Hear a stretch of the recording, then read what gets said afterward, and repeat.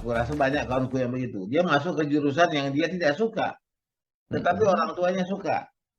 Ya, bukan karena dia tidak mampu. Orang kan ada kemampuan juga. Semua Iya, orang iya. misalnya lah, misi jadi dokter. Satu contoh yang paling dekat mungkin aku ya. Aku diminta untuk jadi dokter, masuk ke dokteran.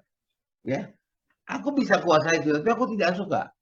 I Mm-mm. just don't like it gitu. Maksudnya, capek aku mau jadi arsitektur. Jadi akhirnya beradu kan. Itu yang dibilang itu tadi, bagaimana kita hidup dalam ekspektasi orang tua kita. Mm-mm. Kenapa? Betul, cita-citanya bagus, jadi dokter. Ya, itu yang harus semua anak-anak harus jadi dokter. Kenapa? Maksudnya juga bagus. Karena dokter itu kan bekerja sendiri, tidak bekerja pada orang.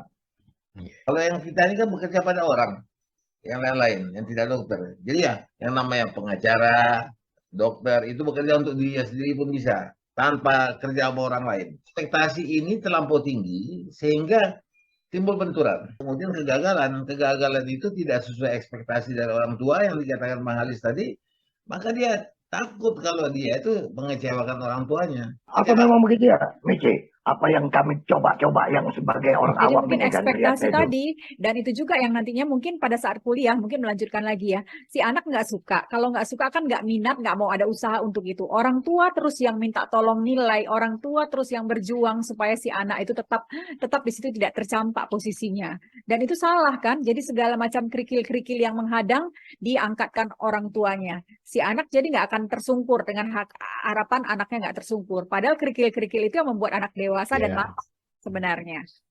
Ya, betul. Jadi hubungannya dengan bunuh diri tadi sebenarnya itu salah satu faktor. Karena kan faktor yang paling besar itu kan faktor kegagalan yang membuat orang bunuh diri. Gagal dalam banyak hal ya, gagal bercinta juga bunuh diri. Ya Is ya. Iya. Tapi enggak masuk akal gitu. Gitu ya. Itu dengan pertanyaan saya tadi, bagaimana mengembangkan mereka nih, menumbuhkan mereka ini untuk menjadi orang yang tangguh. Barangkali ini Bang, filosofi yang kita anut di keluarga kita. Tadi Michi mengatakan Jepang, kenapa? Masyarakat Jepang itu begitu patriotismenya, ya, dan kemudian dia mau bunuh diri untuk apa saja, yang mungkin juga bukan hal yang penting bagi dia ya. Malu itu ditanamkan. Jika Anda malu, Anda bunuh diri. Kan begitu. Ada di bisnis kan ada kalimat begini.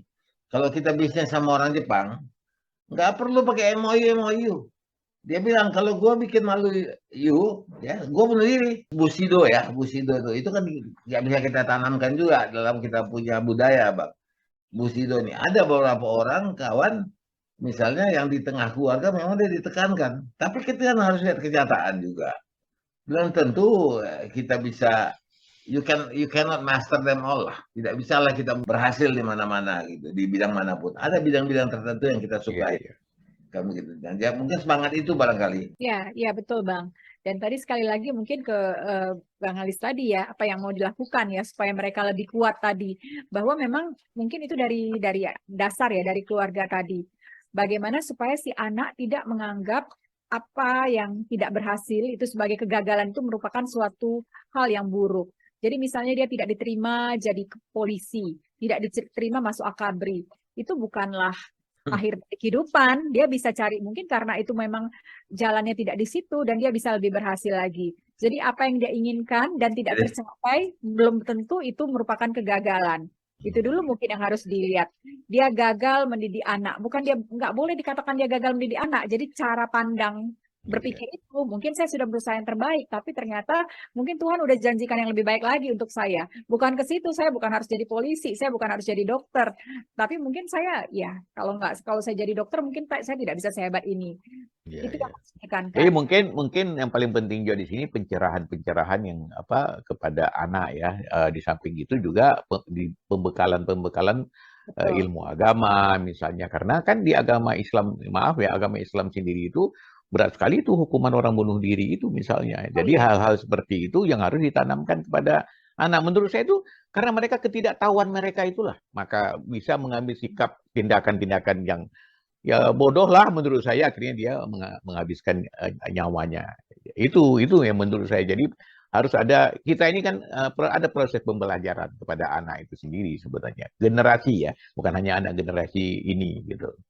Ya. Tapi dalam pendidikan dan pengajaran yang seharusnya, Michi, apakah memang bisa orang tua melakukan semacam tekanan kepada anak agar dia bisa mencapai cita-cita tertentu yang mungkin itu cita-cita bapaknya, bukan cita-cita dia. Iya, obsesi dia dulu. ya. Gitu. Gitu. Iya. Nah, apakah itu bisa dibenarkan atau totally wrong gitu? Ya, jadi sebenarnya anak ini berbeda-beda walaupun perlakuan orang tuanya sama. Jadi bahkan kembar satu telur pun misalnya ditekan terus, Berbeda. pokoknya ini kepingin jadi tentara nih, nggak bisa. Jadi anaknya dua-dua mau harus jadi tentara. Yang satu ditekan-tekan gitu, suka nggak suka jadi dan sukses. Yang kedua ditekan-tekan jadi gila, bunuh diri, mati. Iya.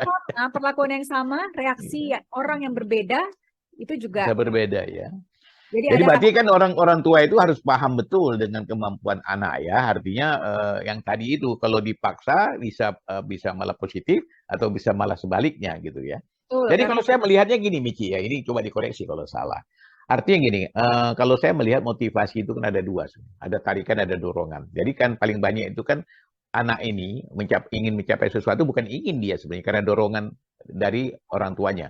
Kau harus jadi ini dan jadi itu. Dia jalankan. Nah itu memang paling sering lempar handuk istilahnya. Kalau terjadi sesuatu kan bukan maunya saya, maunya orang tua. Tapi berbeda kalau anak ini sendiri yang kepengen merubah nasib, yang merubah dirinya, merubah apanya dari keinginannya. Itu yang namanya motivasi tarikan itu. Kalau dia tersungkur pun dia akan bangun. Aku harus capat itu gitu. Karena itu sebuah perjuangan yang aku pilih. Dan aku tidak ada tempat mengadu. Kalau tadi kan ada tempat bersandar karena aku disuruh gitu loh. Nah, iya. itu yang saya lihat sebenarnya yang kita sebagai orang tua atau sebagai generasi udah tua ini justru kalaupun punya keinginan, tapi coba ditempatkan keinginan itu menjadi keinginan anak sehingga bisa jalan bareng. Ya. Jawab. Jadi motivasi si anak itu yang paling penting. Betul. Kan kalau misalnya itu karena orang tua meninggal, saya nggak lanjut kuliah di situ lagi gitu ya. Tapi kalau itu kan apapun dia cari, mungkin orang tua nggak bisa membiayai, dia akan cari beasiswa untuk tercapainya cita-citanya.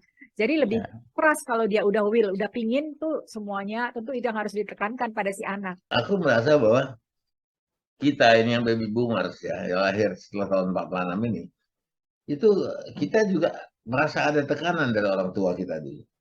Nggak tahu kalau kalian aku merasa dapat tekanan bahwa aku harus jadi dokter, susah juga. Tapi kan kau nggak mau bunuh diri kan? Ya, karena... jadi gini saya ada kasus ke aku ya, misalnya contoh istriku itu terobsesi kali punya anak dokter karena dia sakit-sakitan bentar-bentar kalau ke rumah dokter kayak ketemu malaikat ya. Nah anak aku ini kan penyiar, dia itu kepengen komunikasi. Tapi memang kita lihat di sini otaknya itu ada kemampuan itu. Nah itu tadi kan pada saat mampu lah. Ya mampu. Tapi kita tetap was-was gitu. Pada saat itu jangan sempat dia bilang kan maunya kalian yang aku di sini gitu. Nah, bagaimana kita menanamkan ini untuk kepentingan kau, ini untuk kebutuhan kau. Nah, ya gitu ya. Jadi pada saat di jalan kita lihat prosesnya. Dia bisa mencapai itu enggak? Ada juga yang bisa dia kejar karena keinginan orang tua tamat tepat waktunya, tapi akhirnya dia tidak menggunakan profesi itu. Karena bukan itu maunya dia. Ya kan ada yang seperti kata kebetulan kalau anakku dia gunakanlah sebagai dokter. Nah bapakku ini orang pertanian. Kepengen sekali anaknya menjadi orang pertanian tapi insinyur gitu kan. Nah ujungnya apa? Tamat aku jadi pertanian, aku gak kerja di kebun. Waktu kuliah pun aku udah di radio segala macam. Bukan kupilih itu. Ini tapi keinginan orang tua ini. Karena orang tua aku bangga betul dengan atasannya tamatan SPMA. Atau SPMA enggak? Sekolah pertanian atas ya. Jadi menengah atas. Jadi apalagi kalau anaknya insinyur lebih hebat daripada bosnya, ini terobsesi gitu loh. Tapi begitu aku kuliah kenal Mas Yari, ya ditarik-tarik dia lah jadi penyiar awak kan yang nggak ada urusan dengan pertanian. Jadi terus ini hampir sama kita. Aku begitu tamat kuliah, ya aku kan tahu kemampuan aku. Tamat SMA lah. Tahu aku kemampuan aku tuh aku kuat di lukis, ditulis, lukis dan tulis. Jadi Bang Alis, aku kepingin jadi arsitek. Di Medan itu sekolah tekniknya tidak ada arsitektur. Hanya sekolah teknik itu mesin, elektro, sipil, sama industri waktu itu ya, Jaya di Fakultas Teknik. Ya, karena tidak boleh, bahkan berangkat ke Jawa juga tidak boleh. Ya, dengan alasan bapakku itu yang polisi bilang, kau aja di bawah mata papi, kau udah bandel begini, apalagi kau tak di bawah. Isiannya dulu, masuklah teknik sipil. Nah, dengan janji nanti kalau sudah lewat apa tingkat-tingkat, kita pakai tingkat dulu kan, tidak semester ya. Ada tingkat 2, tingkat 3, nah, bolehlah berangkat ke Jawa untuk arsitektur. Oke, aku jalani aja semua. Tapi akhirnya pindah ke Jawa itu tidak jadi juga. Nah, jiwa ini mencari. Ya, bandel lah kita. Kalau kita ikut mungkin orang tua kita, ya lulus juga jadi teknik. Ya, tetapi ya, yang bagaimana? Ya. Jadi kita mencari diri kita. Nah, pada saat kuliah, aku menjadi wartawan dan aku hidup di sana. Betul. Itu dimarah lagi terus. Kenapa? Mau bagaimana kau hidup jadi wartawan? Zaman dulu ya. Ya, dia bilang, kau akan jadi warjaki, Bang, katanya. Warjaki itu apa? Wartawan jalan kaki. Yang katanya beli kereta pun tak bisa, apalagi beli mobil. Karena wartawan saat itu kan dibilang profesi yang tidak disukai mertua. Ya, karena duit tak ada, kumal. Kita berani menembus itu, tapi akhirnya kita tunjukkan. Nah, ada satu yang ku ingin lihat di sini, Michi. Bahwa sebetulnya aku sekarang I'm happy gitu. I'm happy man. Kenapa? Karena I'm doing my hobby and I get paid for that. Aku sekarang melakukan hobiku dan aku dibayar untuk itu. Nah, Idrus ini kan dia melakukan hobinya. Dan dia dapat uang dari situ. Jadi tidak harus mencapai gelar tertentu. Iya. Gini ya, aku saya sambung dikit ya. Sebenarnya kalau kita bicara ini, terlalu banyak juga pengaruh faktor orang tua selain milieu ya, maksudnya lingkungan yang lain yang mempengaruhi diri kita mau jadi apa dan bagaimana, dan malah tadi yang problem gitu, yang problem paling besar. Bahkan kalau aku lihat sebenarnya paling besar milieu ya, walaupun orang tua. Aku itu nggak pernah lupa seumur hidupku itu ada kata-kata si Ishari itu yang membuat itu termotivasi gitu loh. Ya, itu kan berarti karena teman. Ya, suatu hari si Is bilang sama aku, kau tuh nulis katanya. Kau itu kalau ngomong tuh lancar betul. Karena waktu itu aku ngasih acara konseling di Radio USU itu. Sampai akhirnya aku berkali-kali bilang, aku nggak bisa nulis. Is. Artinya aku nggak hobi, nggak bisa. Aku juga beberapa nulis. Mungkin teman ini yang memantau. Kalau orang tua kan nggak mantau sejauh itu kan. Kau itu gini sampai terakhir. Ada waktu di radio aku kasih tahu ya biar connect ya. Sampai terakhir si Ishari ini mengirim orang dari Waspada ke Radio USU untuk ngerekam acara aku. Kemudian itu dibawa ke Waspada masuk di majalah Dunia Wanita. Jadi yang nulis bukan aku cuma ngomong. Aku ngomong direkam oleh anak buah dia. Aku mau katakan begini. Kadang-kadang yang teman ini bisa melihat gitu. Kita itu ada kemana, arahnya kemana. Dan ini mulai klik dengan kita gitu loh. Akhirnya aku pikir aku punya kemampuan dibicara. Jadi hidupku hari ini lebih banyak cari duit dari ngomong gitu. Kira-kira kayak gitu. Istilah tadi ku ambil dari kata pantau tadi ya. Kau bilang tadi bahwasanya orang tua tidak mantau. Salah besar. Orang tua itu pasti memantau. Apapun dia sekecil apapun terhadap anaknya. Sampai setua bukan kita. Bang, sorry, bukan aku. Tunggu dulu. Artinya kan dari tadi kan bawakan kawan yang lebih apa kata. Cuman orang tua itu punya ini dia. Punya perasaan. Ya. Dia akan bicara sama istrinya misalnya. Ya, macam mana apa. Dia tak akan mau bicara langsung ke anaknya. Takut dengan sesuatu yang mungkin ketersinggungan atau mungkin yang tidak apa. Tapi apapun dia, itu lebih pandai si Michi yang menjelaskannya itu mungkin. Iya. Enggak, tapi sebelum Michi menjelaskan, aku mau koreksi sedikit begini. Yang aku maksud pantau, kita lebih banyak di luar daripada di rumah. Artinya lebih banyak kita berinteraksi dengan teman-teman. Di luar kau dipantau, ya udah pulang sini loh. Kan begitu pertanyaannya. Iya. Begitu pulang ini, dia tidak tanya, dia cuma bilang alhamdulillah. Itu yang dirasakan setiap orang tua loh. Celakanya begini, ya celakanya satu, nggak tahu. Aku merasa dulu aku dilarang-larang oleh orang tuaku atau dia arahkan ke sini. Aku lawan. Dan aku tahu itu tidak bagus yang dilakukan begitu. Tapi sekarang aku tanpa sadar melakukan itu pada anak-anakku gitu. Kenapa kau nggak di situ?